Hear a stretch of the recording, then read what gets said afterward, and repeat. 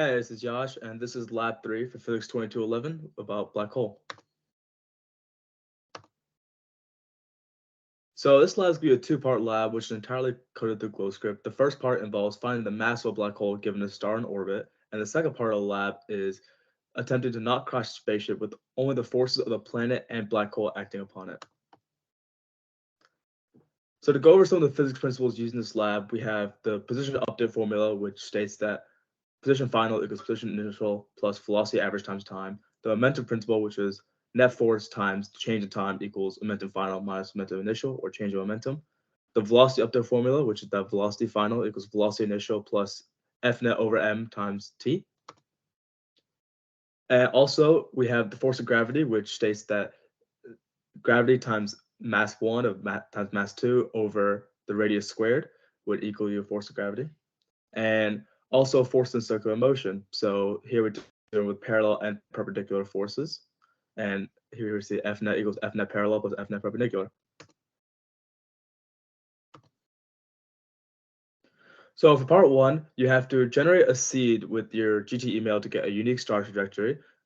In this case, system would be the black hole, and the surroundings would be your star. And we're given the star, provide the star mass and delta T in the description of the lab. So for the calculation loop, we can see that we had to calculate forces of circular motion, so the parallel and perpendicular components. So it involves calculating dp dt, p hat, and that will help us get F net parallel, F net perpendicular. And the goal is to basically find the mass of the black hole. So here we see on line 193 that this equation right there will give us the mass of the black hole. And here we have the results of the lab for part 1. So we can see here the mass of the black hole is going to be 1.85 times 10 to the 34th kilograms.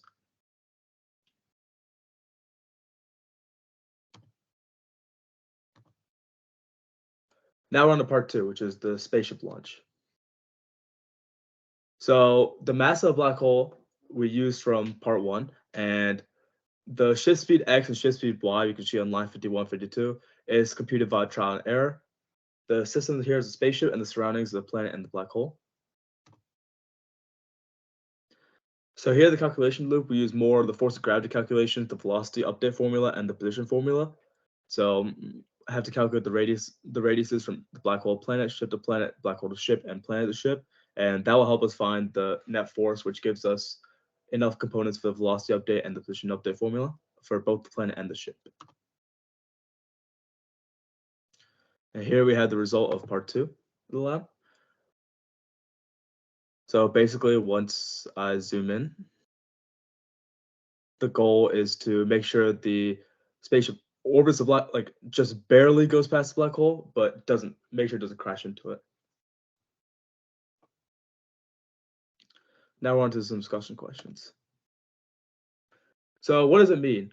How is net force and its parallel and perpendicular components different from the rate of change of momentum and its parallel and perpendicular components?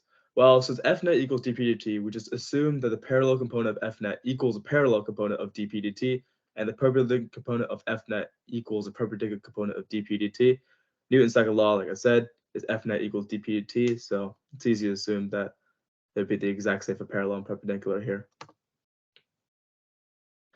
Now, what if the spaceship now is to orbit the black hole instead of taking a quick look and leaving? What initial velocity does the spaceship have for that to happen? These lines of code right here were once again computed through more trial and error, but as you can see, we got to a point where the spaceship in magenta orbits the black hole completely. That's the end of the lab. Thank you for watching.